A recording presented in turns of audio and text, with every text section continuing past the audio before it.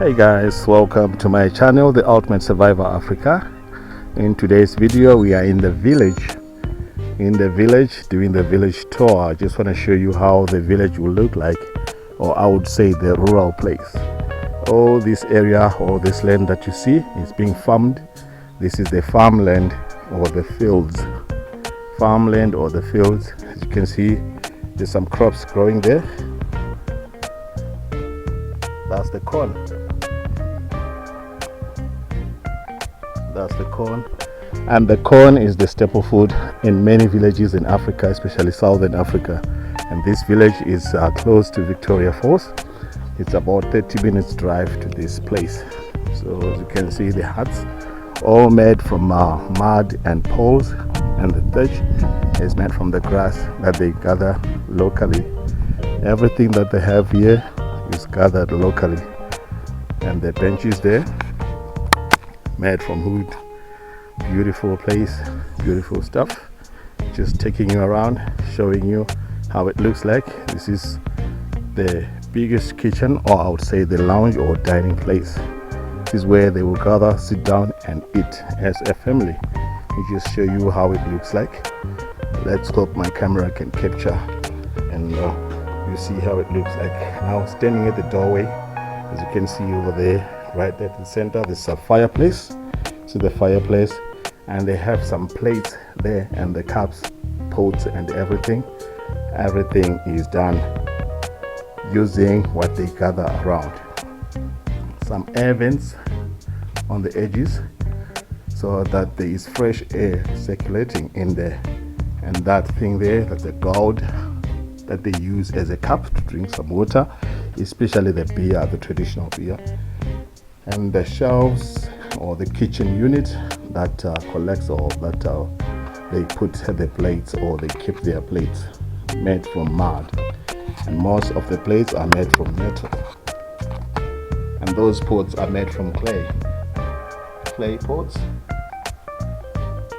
the three-legged pots. And those sticks they use for cooking, they cook with these sticks over the cooking sticks. Very nice. And now the roofing, it's made of poles. You look for stronger poles, the trees like the mopane, very strong enough. Bend them a little bit, then peel off the barks, then come join them together there at the center. Now you see there's some soot that is growing on the grass. It's because of the fire from the fireplace here. So the soot actually comes from the smoke from the fire. They use it for many things. I mean, the soot. So many traditional uses. I will explain that in another video. And the floors, as you can see, the floors are made from the mud and the cow dung as well.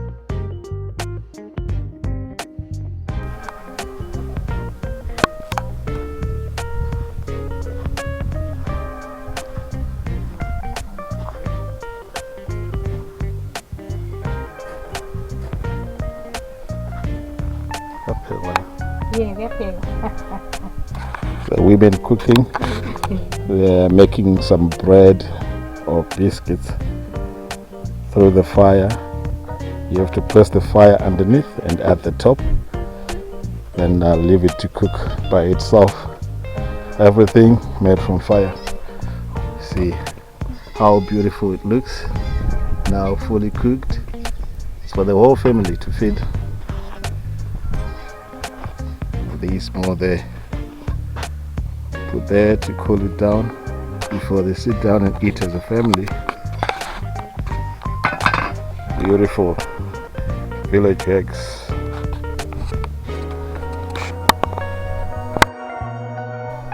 So because of the heat in this area, if it's too hot, they cook in that small shed there.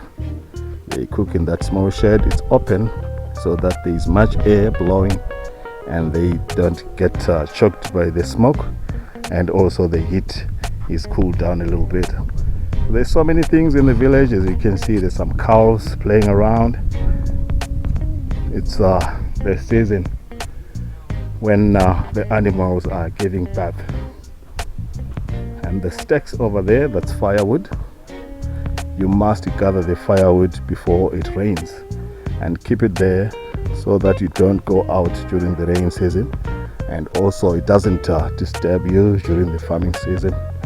So stack the piles of firewood. Normally they pick up the dead wood. And over there, scorch cuts. This one is broken down, but they use the scorch cuts as transportation. Fetching water, as you can see, there are these 2 barrels of water there, because the water is gathered or is being fetched from the streams or the rivers, which is far away from other places. So one must have this piece of thing, the scorch cut. It's either drawn by the donkeys or the oxen. For those who do not have, they actually borrow from the others, or else they do the barter trade. I bring you some water, then you give me something in return. And the dogs, as you can see, they are here as security against other wild animals, the dangerous animals like the hyenas coming to invade the livestock. So we bring in people to come to tour around the village, doing the village tours. The village tours. So many houses here, or huts. We call them the huts. So that one there being the bedroom, and another bedroom there. Bedroom for the girls and for the boys. And right over that side, that's where their harvest is being kept. Let me show you where the harvest is being kept. Normally that little structure there with the green stuff or the green clothes, it will be the bathroom just behind the houses or the granary. This is it's more like a barn or a granary. This is where they keep their corn before they thresh it. Corn or whatever grain that they have, sorghum or millet, before threshing, that's where they will keep it. As you can see, there is another one, 2 big ones, and it shows that this is a big family. Then this is the barn or the silo. This is where they keep their grain after threshing. Thresh it, then you keep it in there. So there are some compartments for maize, millet, sorghum, groundnuts and everything. That's where everything is being kept. And this is what they use for plowing. This is a plow drawn by oxen or donkeys. The plow drawn by oxen or donkeys over there. And there is a very big kraal here. Big kraal for goats this side. This is where they keep their goats. It shows how many goats they have. The bigger the kraal, the bigger the number of the goats. And this is for the cattle. This is where their cows are kept at night, because if you don't enclose them here, they get eaten by predators. So this is where their cattle will actually be kept overnight. And at the bottom there, you can see these some kittens. Oh, the kids. These are kids. Baby goats. Baby goats. As I said, this is the breeding season for many animals because there is enough food. And this is for pigeons. This is for pigeons. Pigeons are eaten. They eat pigeons. They are not just pets. See more kids there. That's the baby goats. Baby goats. Beautiful. Nice. So if you want to experience this, we can bring you to this homestead and visit the local people. Very nice.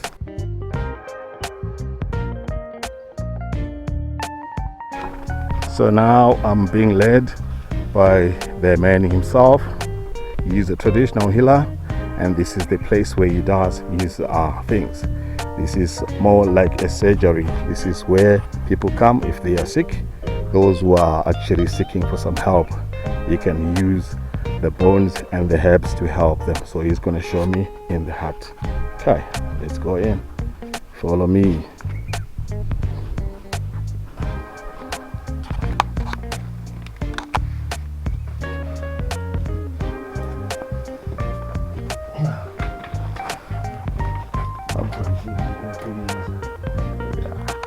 So I'm inside this hut now. As you can see, herbs all over the place, and the bones there, and there's so many tins there with different stuff, the herbs and medicine they get from everywhere.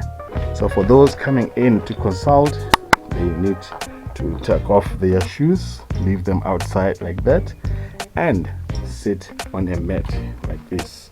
This is where they will sit as the man does his things, like throwing the bones.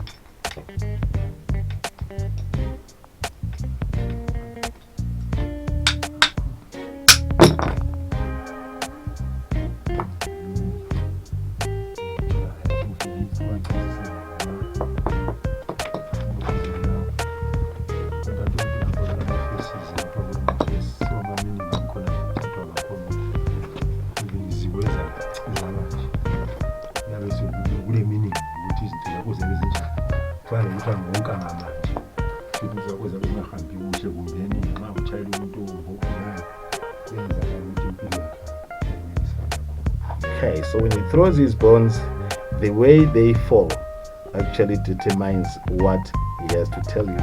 So the way they fall, as you can see, the other side have got some faces or whatever carving that is there, and some of the sides are just smooth like that. So the way the bones will fall will determine what he has to tell you. Like if you are sick or if you have any other challenges, you can tell from the bones the way they will fall before he starts helping you.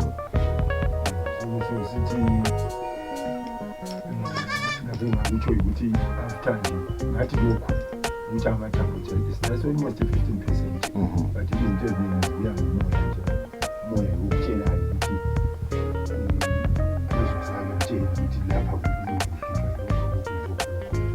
Okay, so what he's explaining here is that throwing the bones is almost 15% of helping you, but the rest, the spirit, is the one that will actually tell him what this person needs or what this person has to be helped with and his problems and stuff. But throwing the bones is just only 15%, then the rest comes from the spirits when he talks with the spirits.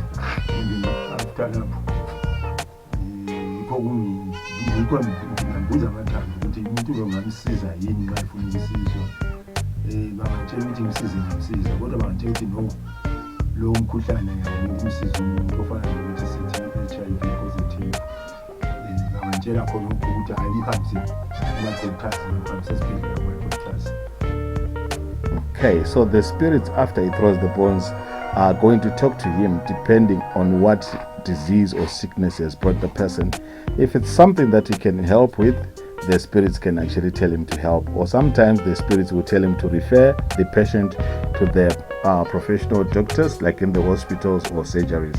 He can still do that, because there are some diseases, maybe like HIV/AIDS, he needs to refer to a doctor, so the spirits themselves will tell him what to do.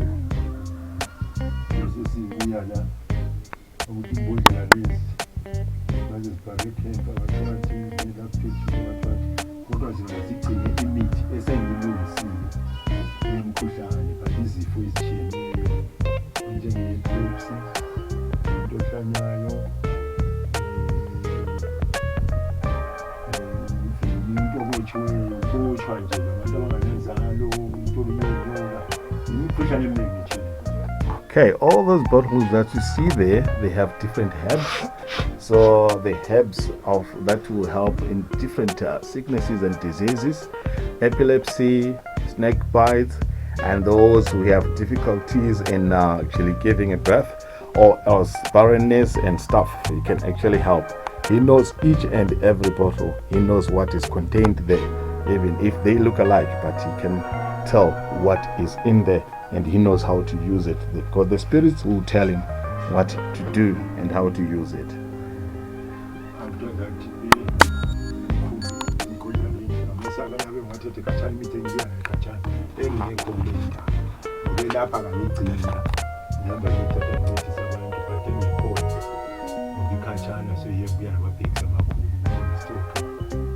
See all these big bags that he has here hanging.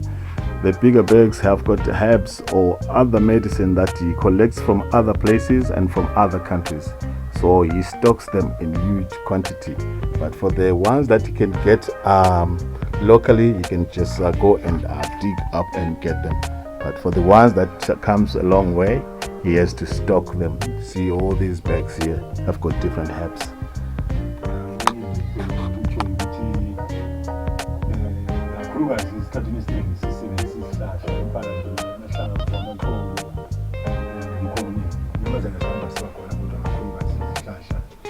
So mainly they use trees, the herbs, not much of animal product.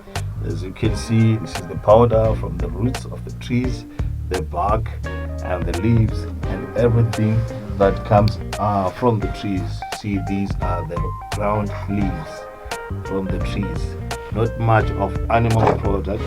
So they are trying to preserve animals.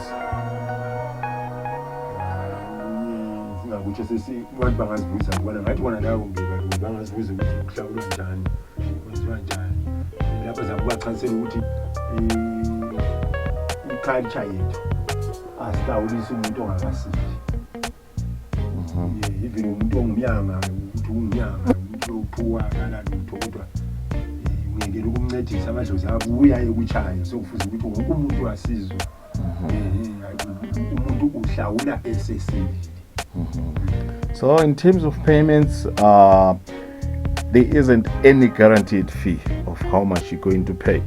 So this man can help anybody, the poor and the rich, those who have money or no money. Because if he refuses to help the person who has a problem, still the spirits will actually strike him, because they don't want people who are mean, people who are not loving. So he has to help whosoever who comes here, whether they pay or not, he can still help them. So this is the man. So it was a pleasure visiting his place, and we want to thank him for taking us into his heart. And this is so amazing, guys. It's happening here in Victoria Falls, and I will put the contact details at the end of the video. If you go to the comment box there or at the description, you'll find some details there if you want to contact